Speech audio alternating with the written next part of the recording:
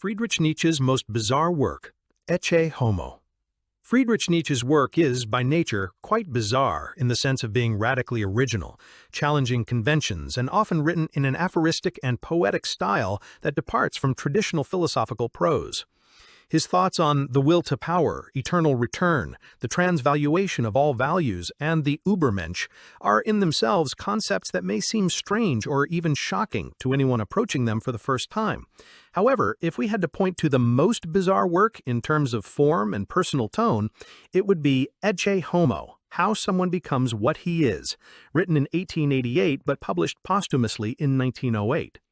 What makes it the most bizarre and fascinating among Nietzsche's works? Ecce Homo is an autobiography, but not in the conventional sense. It is an exuberant, almost megalomaniacal self-celebration in which Nietzsche revisits his earlier works, explains his intentions, and presents himself as a misunderstood genius, a destiner of humanity.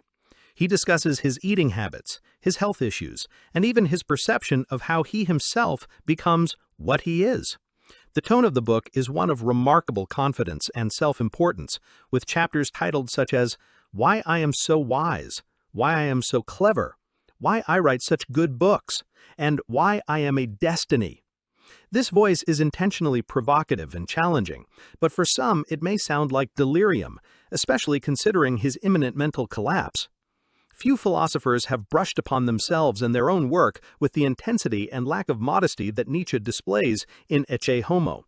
He analyzes his own weaknesses and strengths, his physical and mental conditions, and how they relate to his philosophical thought. This raw, uninhibited insight is quite uncommon. The fact that it was written shortly before his final mental collapse in 1889 adds a layer of strangeness and tragedy to the reading. Many see in him the first signs of his mental deterioration, which makes the grandiosity and self-assertion even more poignant and, in a way, bizarre. Although an autobiography, the narrative is fragmented, full of aphorisms, exclamations, and rhetorical questions. The style is less systematic than in other works, and more a torrent of thoughts and self-statements.